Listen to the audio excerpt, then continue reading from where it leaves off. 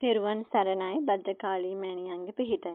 අද පුතේ මම කතා කරන්න බලාපොරොත්තු වෙන්නේ වරම් දරුවන්ගේ වරම් ශක්තිය අහිමිවීම යන මාතෘකාවට තමයි ඔයාලට කතා කරන්න බලාපොරොත්තු වෙන්නේ. එතකොට පුතේ මේ වරම් මාලාවක් තියෙන සුද්ධ වරම් මාලාවක් තියෙන දරුවෙකුට අනිවාර්යයෙන්ම බුද්ධ වන්දනාව කිරීමට අවශ්‍ය ප්‍රධාන හේතුවක් තමයි පුතේ බුද්ධ වන්දනාව කරන්නේ නැතුව දෙවිවරු ඇඳට කිසිම වැඩක් නැහැ. මොකද දෙවි දේවතාවුන් වහන්සේලා බලාපොරොත්තු වෙන්නේ පින් අරගෙන එයාලගේ බලය වර්ධනය කරගන්න.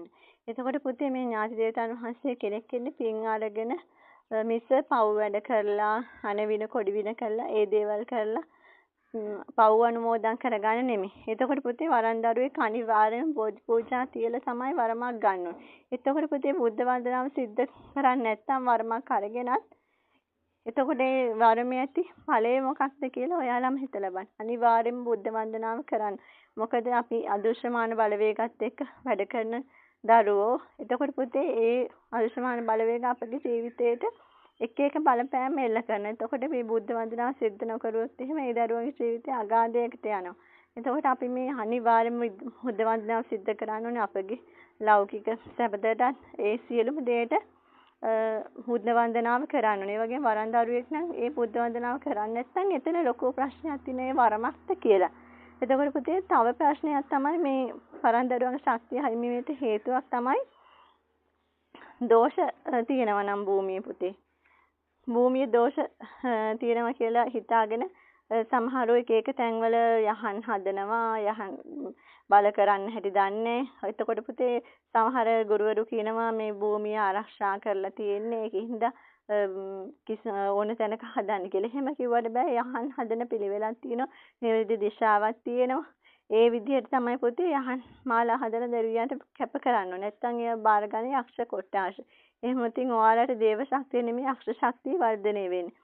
එතකොට පුතේ සමහර ගොඩාක් මේ වරන් අහිමි වීමේ ප්‍රධාන හේතුවක් තමයි පුතේ බුද්ධ වන්දනාව වගේම ඥාතීන්ගේ බලය ගැන කියලා පුරසාරන් දොඩවල අපි පුතේ වරම් මාලාවක් අරන් ඉන්නේ අපි දේව දරුවෝ විතරයි.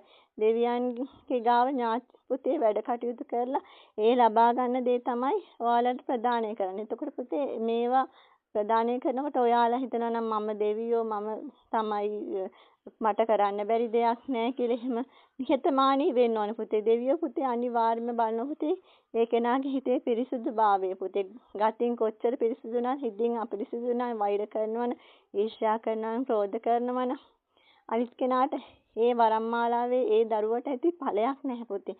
එතකොට මේ වරම් මාලාවට ඥාතිය දන්වහන්සේලාට එපා වෙනවා මේ වරන් දරුවගේ හැසිරීම පිළිබඳව. එතකොට අපි හිතනවා නම් අපිට වැඩි කෙනෙක් නැහැ කියලා නිහතමානී වෙන්න ඕනේ පුතේ වරම් දරුවෙක් වුණාම.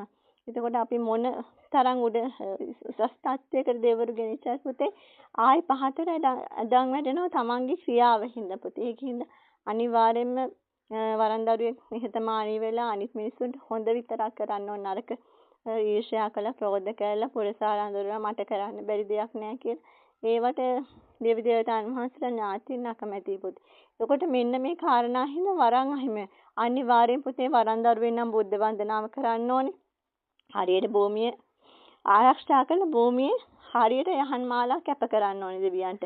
එතකොට පුතේ මේ ඥාතින් ගැන බොරු සාරං කියලා දෙවියෝ ගැන දෙවියන්ට සමහර දරුවෝ මන්දකසෙන් දෙවියන්ට කතා කරන්නේ කාලී කඩවර සූනියන් එහෙම කතා කරන්නේ අපි දෙවිවරු අදහන්න ඕනේ පුතේ අපේ අම්මා තාත්තා වගේ සමානව අපිට උදව් කරනවනේ.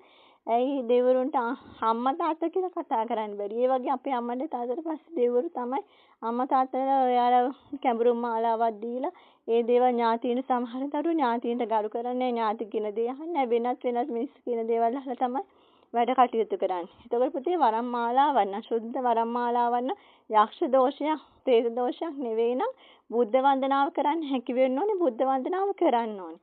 එහෙනම් පුතේ මම මේ කියන කාරණා ටික ඔයාලා හොඳින් අවබෝධ කරගන්න. මම මේ කාටවත් පහරක් එල්ල කරන්නවත් මඩ ගැසීමකටවත් එහෙම දෙයකට කියන්නේ මේ දේ ඇත්ත විදිහට දකින්න ඕනේ. එහෙනම් පුතේ මම ඔයාලට තව කාරණා අවශ්‍ය නම් මට කමෙන්ට් කරන්න.